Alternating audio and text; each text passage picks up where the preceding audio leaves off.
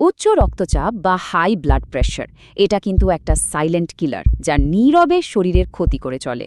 অনেকেই হয়তো রোজ এর জন্য ওষুধ খান, কিন্তু কখনো কি মনে প্রশ্ন এসেছে এই ছোট্ট ট্যাবলেটটা ঠিক কি এমন করে যে ব্লাড প্রেশার কন্ট্রোলে চলে আসে?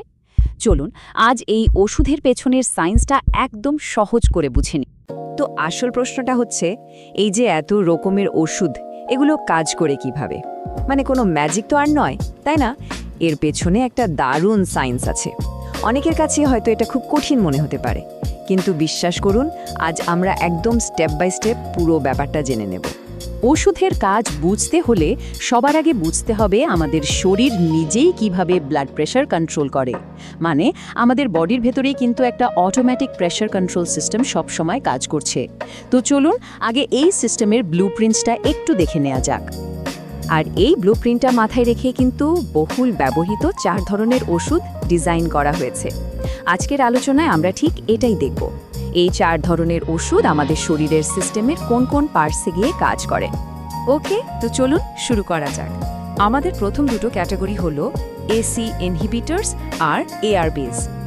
আমি জানি নামগুলো শুনতে একটু কঠিন লাগছে, কিন্তু এদের কাজের ধরনটা একবার বুঝে গেলে দেখবেন ব্যাপারটা খুবই ইন্টারেস্টিং। তো এই হলো আমাদের শরীরের সেই ব্লুপ্রিন্ট।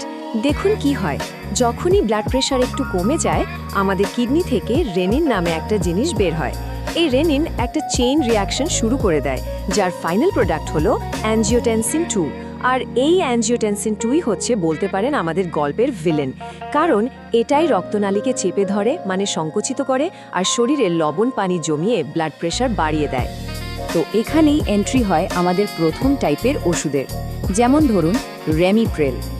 এই এসি ইনহিবিটর ওষুধগুলো কি করে? এরা সোজা ফুসফুসে গিয়ে ওই এসি এনজাইমটাকে ব্লক করে দেয়। মানে যে এনজাইমটা আমাদের ভিলেন, মানে ওই অ্যাঞ্জিওটেনসিন 2কে তৈরি করছিল, সেটাকেই থামিয়ে দেয়। প্রোডাকশন লাইনটাই বন্ধ। আর এর ফলে কি হচ্ছে?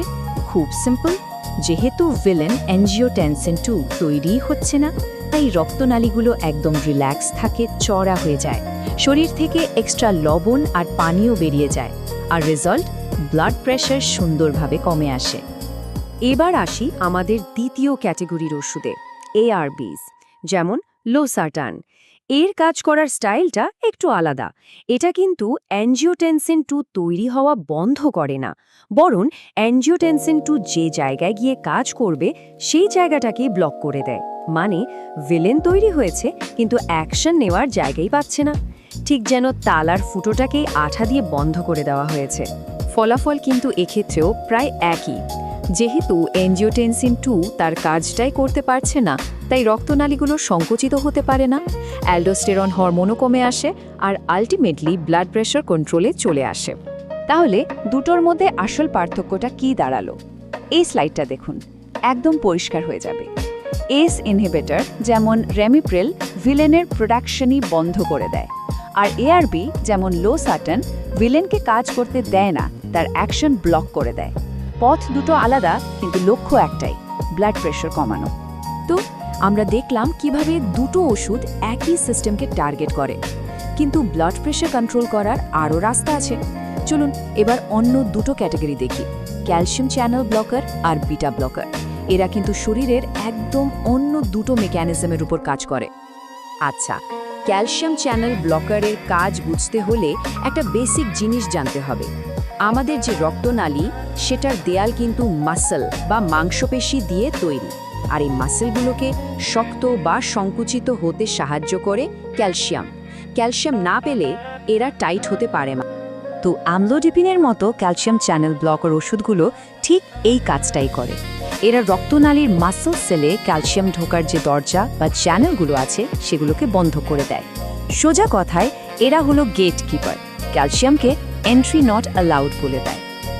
আর এতে কি হয়, যেহেতু ক্যালসিয়াম ঢুকতেই পারছে না, রক্তনালীর মাসলগুলো আর শক্ত হতে পারে না, একদম রিল্যাক্সড হয়ে যায়। ফলে রক্তনালীগুলো চওড়া হয়ে যায়, রক্ত চলাচলের বাধা কমে যায়, আর ব্লাড প্রেশারও নিচে নেমে আসে। এবার চলুন আমাদের 4 নম্বর ক্যাটাগরি বিটা ব্লকারের দিকে যাই।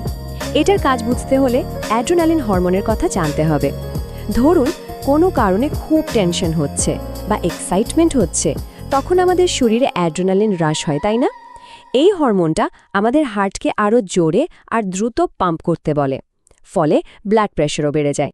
মেটোপ্রোললের মতো বিটা ব্লকার ওষুধগুলো সরাসরি হার্টের উপর কাজ করে। এরা হার্টের মধ্যে থাকা বিটা রিসেপ্টর নামের কিছু সুইচকে ব্লক করে দেয়। ফলে অ্যাড্রেনালিন এসে হার্টকে যতই উত্তেজিত করার চেষ্টা করুক, হার্ট সেই সিগন্যালটা আর পায় না। অনেকটা নয়েজ ক্যান্সেলিং হেডফোনের মতো, বাইরের চিৎকার আর ভেতরে পৌঁছায় না। আর এর রেজাল্ট, হার্ট শান্ত হয়ে যায়, হার্ট রেট কমে, পাম্প করার জোর কমে, আর সব মিলিয়ে ব্লাড প্রেশারও কমে আসে।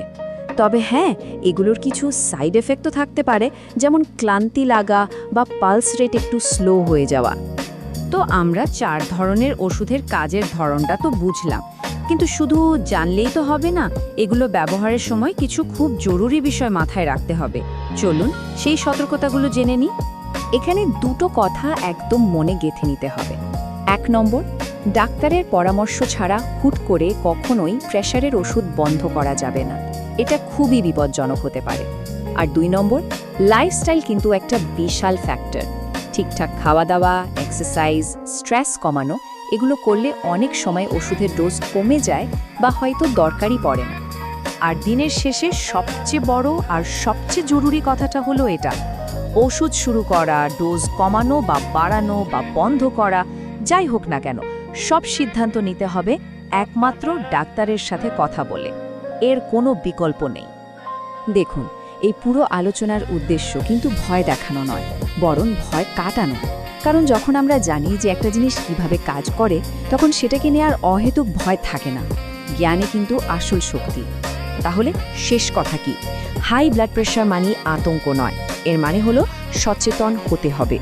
সঠিক তথ্য, সচেতনতা আর ডাক্তারের পরামর্শ, এই 3টে জিনিস একসাথে কাজ করলেই কিন্তু একে সহজেই নিয়ন্ত্রণে রাখা যায়। আসল সমাধান ভয়ে নয়, সঠিক পদক্ষেপে। একটা জরুরি কথা, এই আলোচনাটা কিন্তু কেবল তথ্যের জন্য, মানে এডুকেশনাল পারপোজে করা। এটাকে কখনোই ডাক্তারের পরামর্শের বিকল্প হিসাবে ভাবা উচিত নয়। যে কোনো স্বাস্থ্য সমস্যায় অবশ্যই একজন রেজিস্টার্ড ডাক্তারের সাথে কথা বলতে হবে।